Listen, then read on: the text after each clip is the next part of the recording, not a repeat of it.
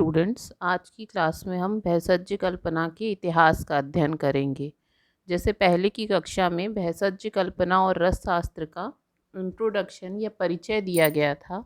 उसके आगे जब हम कोई भी शास्त्र का अध्ययन करते हैं तो हम उसके इतिहास का अध्ययन करते हैं। तो हम रसशास्त्र के इतिहास को देख चुके थे। आज हम भैषज्य कल्पना के इतिहास को देखेंगे कि कैसे वैदिक काल से लेके आज तक भैषज्य कल्पना का क्रमिक विकास हुआ है। कौन सी कल्पना का वर्णन पहले आया और किन कल्पनाओं का वर्णन क्रमशः आगे आता गया। तो भैषज्य कल्पना के इतिहास में सबसे पहले हम देखेंगे वैदिक काल। जैसा मैंने बताया था, वैदिक काल में चारों वेदों के साथ साथ उपनिषद, रामायण, महाभारत, मनुस्मृति ये ग्रंथ भी आते हैं।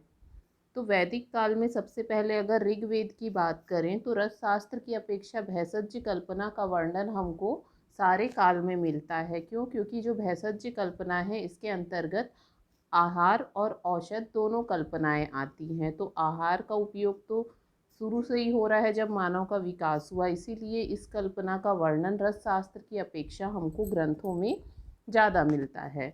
तो ऋग्वेद की अगर बात करें तो ऋग्वेद में हमें अनेक आहार एवं औषध द्रव्य का वर्णन मिलता है। इसके साथ साथ हमें ऋग्वेद में सुरा, मद्य इन शब्दों का भी वर्णन मिलता है। साथ में सोमरस का वर्णन मिलता है और उन्होंने औषध के लिए भैषज शब्द का वर्णन किया है।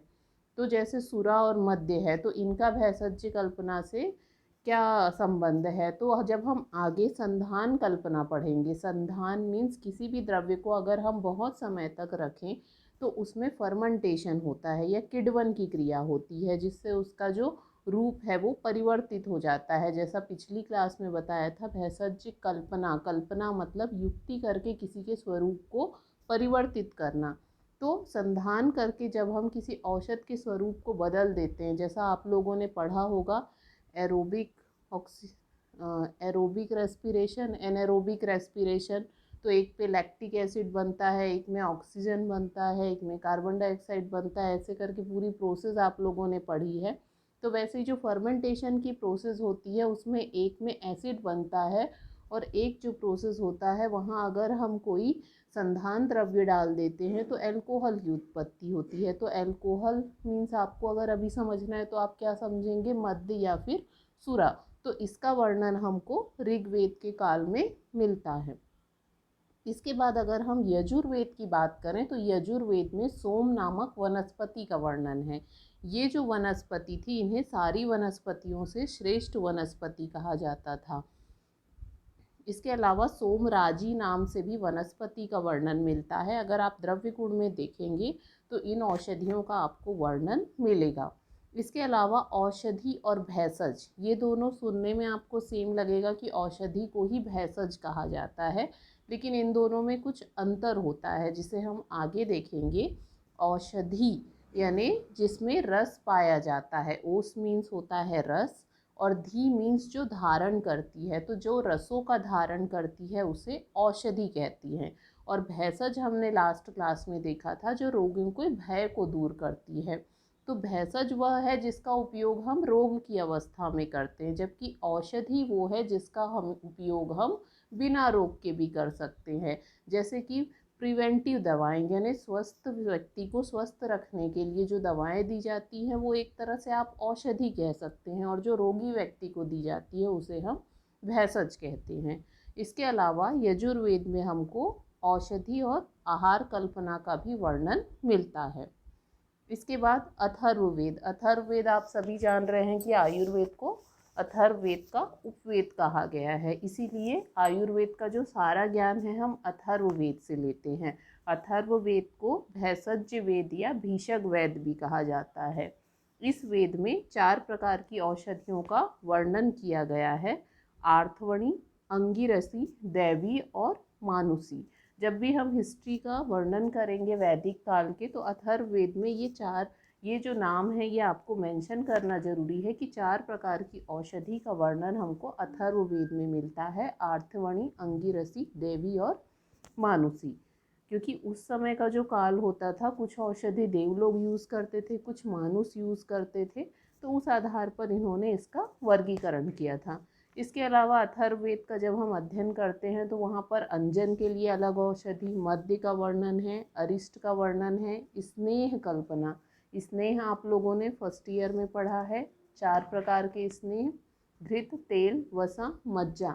जब हम इनमें औषधि को डाल करके इनका पाक करते हैं तब इसे स्नेह कल्पना कहते हैं। तो इसका वर्णन भी हमें अथर्ववेद में मिलता है। सामवेद में भेषज कल्पना का अधिक वर्णन नहीं मिलता है। सामवेद की अगर बात करें तो इसमें सोम रस निष्कासन के लिए प्रस्तर यंत्र का वर्णन है।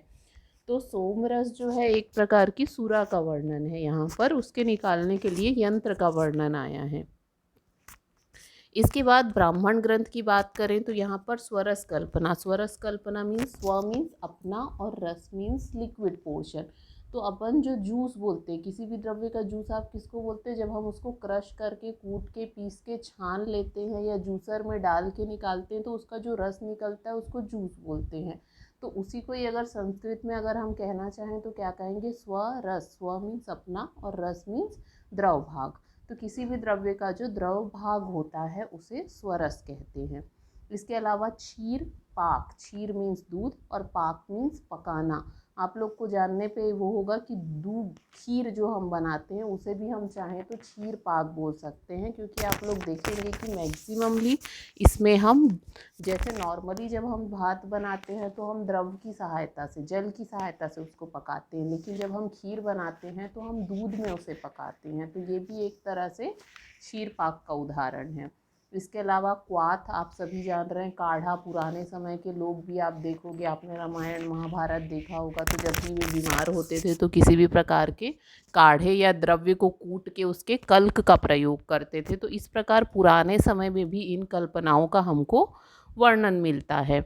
उपनिषद में देखें तो मंत्र कल्पना, घृत संस्कार, घृत पाक, इनका वर्णन मिलता है। रामायण महाभारत में पुष्पाशव, फलाशव, अनेक भोज्य पदार्थ, मांस, सुरा, प्रसन्ना, इनका वर्णन मिलता है। तो ये वाला जो पोर्शन है ये तो हमको जानना जरूरी ही है। इसके अलावा जो हमारा मेन फोकस पॉइंट है ये रहेगा संहिता काल। जो हमको जानने योग्य है, जो आप जब भी वर्णन करेंगे तो आपको लिखना जरूरी है, वो है संहिता काल। संहिता काल मैंने बताया था चरक संहिता, सुश्रुत संहिता, अष्टांग संग्रह और अष्टांग हृदय। तो पुराने आचार्यों में मेन जब भेषज कल्पना, जैसे रस शास्त्र का जो विस्तार था ये रस काल में हुआ था। रस काल वैसे अलग से हम नहीं पढ़ते हैं, लेकिन 8वीं या 9वीं शताब्दी में जब नागार्जुन ने अपनी किताब लिखी थी तब रस शास्त्र का मेन विकास हुआ था। जबकि जो भेषज कल्पना है इसका जो मुख्य विकास था वो संहिता काल में ही हुआ था। जब हम चरक संहिता पढ़ते हैं तो चरक संहिता में हमें 150 कल्पना मिलती है। 150 कल्पना कहने का मतलब है यहाँ पर किसी भी औषधि को उपयोग करने के लिए 150 तरह की विधि का उपयोग किया गया है। यानी हर कल्पना यानी 150 तरह की, किसी कहीं चूर्ण रूप का वर्णन है, कहीं वटी का वर्णन है। तो इस प्रकार एक ही औषध को किसी भी पेशेंट को देने के लिए अलग अलग प्रकार से लगभग ऐसी 150 कल्पनाओं का वर्णन हमको चरक संहिता में मिलता है। इसके अलावा चरक संहिता की सबसे मेन विशेषता है कि पंचविध कषाय कल्पना का वर्णन इसमें सबसे पहले किया गया है। तो पंचविध कषाय कल्पना, 5 प्रकार की कषाय, कसाय, कसाय शब्द जो होता है इसका अर्थ होता है कूट पीस कर या परिवर्तित करके कोई कल्पना का निर्माण करना। तो कोई भी ड्रग हो उनसे हम 5 प्रकार की में बेसिक कल्पना बना सकते हैं। ये जो पंचविध कषाय कल्पना है ये होती है हमारी मौलिक कल्पना। इसी के बेसिस पे हम अन्य कल्पना का निर्माण करते हैं। तो पंचविध कषाय कल्पना में कौन कौन सी कल्पना आती हैं? तो पंचविध कषाय कल्पना में स्वरस, कल्क, श्रित, शीत, फांट, ये जो सीक्वेंस है, जैसे मैंने आपको लास्ट क्लास में भी बोला था कि जैसे जब हम सप्त धातु का नाम याद करते हैं तो एक सीक्वेंस होता है, वैसे ही जब हम इन द्रव्यों का नाम याद करते हैं इस पंचविध कषाय कल्पना का, तो इसका जो सीक्वेंस है स्वरस, कल्क, श्रित मीन्स क्वाथ, फांट, शीत और फांट। तो ये जो सीक्वेंस है इसी सीक्वेंस में याद करना है। स्वरस मीन्स किसी भी द्रव्य को कूट पीस के उसका रस निकालना। कल्क मीन्स किसी भी द्रव्य को अगर हम कूट पीस बस लेते हैं तो उसको कल्क बोलते हैं। जैसे नॉर्मली आप लोग घर पे देखते होंगे जो हम चटनी बनाते हैं सिल में पीस करके, वो एक तरह से किसका एग्जाम्पल है, कल्क का एग्जाम्पल है। जितना भी हम जूस निकालते हैं वो किसका एग्जाम्पल है, स्वरस का एग्जाम्पल है। तीसरा होता है क्वाथ। क्वाथ काढ़ा, किसी भी द्रव्य में एक निश्चित मात्रा में जल डालकर एक निश्चित मात्रा में जब हम जल बनाते हैं तो उसे क्वाथ बोलते हैं। नेक्स्ट है शीत। आपने देखा होगा रात भर हम कभी कभी द्रव्य को भिंगा करके रखते हैं। कई लोग जैसे बादाम भिंगा के रखा है, किन्हों लोग किशमिश भिंगा के रखते हैं, तो वो भिंगा करके उस पानी को फिर वो पीते हैं। तो ऐसे ही जब हम कोई द्रव्य रात भर किसी में भिंगा करके रखते हैं और दूसरे दिन उसको मसल करके उस द्रव्य को, उस पानी को छान के लेते हैं तो वो हिम कल्पना कहलाती है। लास्ट है फांट कल्पना। तो फांट कल्पना का आपको जब एग्जाम्पल पूछा जाता है तो इसका एग्जाम्पल होती है चाय। चाय कौन सी चाय, डिप वाली चाय। डिप वाली चाय आप लोगों ने देखी होगी, जब भी आप ट्रेन में सफ़र करते हैं तो हमको एक गर्म पानी देता है और एक डिप करने के लिए एक रैपर में देता है, तो सिर्फ हम उसको डिप करते हैं। तो इसी प्रकार कोई भी द्रव्य अगर हम पानी गर्म करके उसमें डालते हैं और थोड़े देर बाद उसको छान लेते हैं तो वो कहलाता है फांट कल्पना। तो ये जो 5 कल्पनाएं हैं, जो मौलिक कल्पनाएं हैं, इन्हीं कल्पनाओं को बाद में मॉडिफाई करके, इन्हीं का बेस बना करके अन्य कल्पनाओं का निर्माण किया जाता है। तो आप सभी को ये जो पंचविध कषाय कल्पना है ये याद रहनी चाहिए। और इसका जो सीक्वेंस है, स्वरस, कल्क, श्रित, शीत, फांट, इसी सीक्वेंस में हमको ये याद रहना चाहिए। और क्रमशः ये जो कल्पना है लघु होते जाती है, यानी स्वरस सबसे गुरु होता है, उसके बाद कल्क गुरु होता है, फिर क्वाथ, ये क्रमशः इनकी जो गुरुता है वो कम होते जाती है, या बोला जाए तो ये क्रमशः लघु होते जाते हैं। तो चरक संहिता में ये पंचविध कषाय कल्पना है। इसके अलावा 150 कल्पना है। तो वो और कौन कौन सी कल्पना है, तो मुख्य रूप से यहाँ अनेक चूर्ण का आपको वर्णन मिलेगा, किसी भी द्रव्य के चूर्ण बनाने का, आसव बनाने का, अरिष्ट बनाने का। तो अब आसव अरिष्ट क्या है, तो मैंने आपको लास्ट पेज में जो संधान कल्पना बताया, किसी भी द्रव्य को अगर हम लंबे समय तक रख देते हैं तो उसके बाद उसमें परिवर्तित होकर अल्कोहल की उत्पत्ति हो जाती है, तो वो कहलाता है आसव या अरिष्ट। जैसे नॉर्मली आप सभी ने टीवी पे देखा होगा 10 मूला अरिष्ट का विज्ञापन आता है, अशोका अरिष्ट का आता है, द्राक्षा अरिष्ट का आता है, झंडू पंचा अरिष्ट आता है। तो ये सभी क्या है, आसव अरिष्ट, जिनमें की अल्कोहल की उत्पत्ति हो जाती है और जो इसमें प्रिजर्वेटिव का काम करते हैं। जैसे मैंने बताया पंचविध कषाय कल्पना क्या है, मौलिक कल्पना है, और इसी के बेसिस पे हम अन्य कल्पना बनाते हैं। तो पहले अगर हम स्वरस बना लेते हैं और उसमें संधान द्रव्य डालते हैं तब हमको आसव मिलता है, और अगर हम पहले क्वाथ बना लेते हैं और उसमें संधान द्रव्य डालते हैं तब हमको अरिष्ट मिलता है। तो इस प्रकार से पहले हमको स्वरस और क्वाथ तो बनाना ही पड़ेगा। तो ये क्या है, बेसिक कल्पना यानी मौलिक कल्पना। तो किसी भी कल्पना के अंदर में या मूल में हमको ये 5 विध कषाय कल्पना प्राप्त होती हैं। इसके अलावा चरक संहिता में सारकर कल्पना, घनवटी, पिंड, मोदक, वर्ती, लेह, सूरा, पथ्य कल्पना का वर्णन मिलता है। चरक संहिता में हमको सबसे ज़्यादा कल्पनाएं मिलती हैं, 150 कल्पना। जब सुश्रुत संहिता की बात करते हैं तो सुश्रुत संहिता में 147 कल्पना, 147 कल्पना का वर्णन मिलता है। जिस प्रकार चरक संहिता में पंचविध कषाय कल्पना है, सुश्रुत में षड्विध कषाय कल्पना मिलती है। 5 तो सेम होती है, 6वीं जो कल्पना होती है वो होती है क्षीर कल्पना। क्षीर कल्पना बोलने से मतलब है कि इन्हें प्लांट से जो हमको दूध प्राप्त होता है उसको औषध के रूप में प्रयोग करना। इसके अलावा यहाँ पर सुश्रुत चरक के ही समान आसव अरिष्ट का वर्णन मिलता है। कुछ कल्पनाएं हैं जो यहाँ पर हमको अलग मिलती हैं, जैसे अयस्कृति। लास्ट क्लास में मैंने आपको बताया था, अय मतलब होता है लोह और कृति का मतलब होता है उसके छोटे छोटे टुकड़े करना। तो सुश्रुत संहिता में सबसे पहले लोहे के छोटे टुकड़ों के प्रयोग का वर्णन आया है।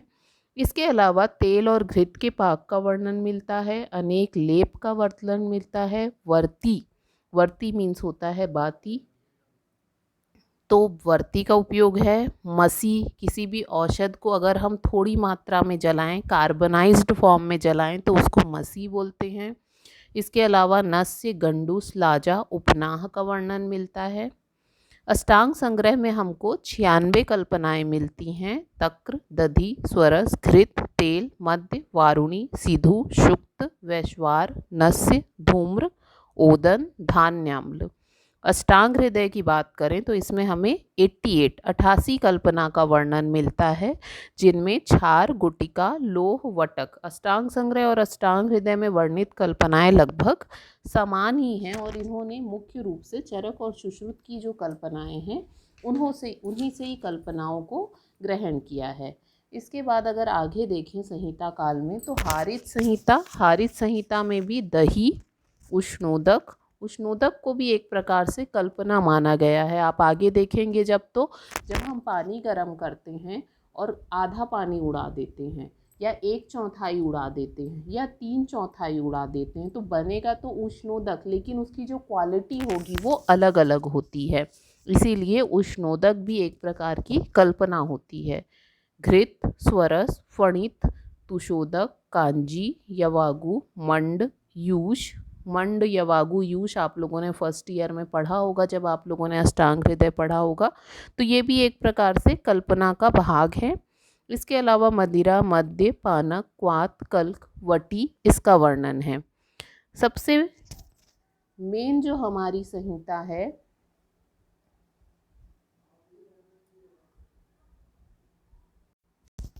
सबसे मुख्य जो हमारी संहिता है वो है सारंगधर संहिता। सारंगधर संहिता जो है ये भैषज्य कल्पना की मुख्य संहिता है।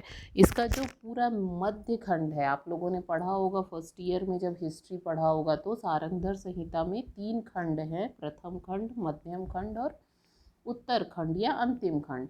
तो इसका जो पूरा मध्यम खंड होता है उसमें हमको पूरे औषधियों का वर्णन मिलता है। जितनी भी कल्पनाएं हैं उन सभी का इसमें वर्णन मिलता है। जैसे इसका जो पहला चैप्टर है उसमें पंचविध कषाय कल्पना के अंतर्गत स्वरस का वर्णन मिलता है।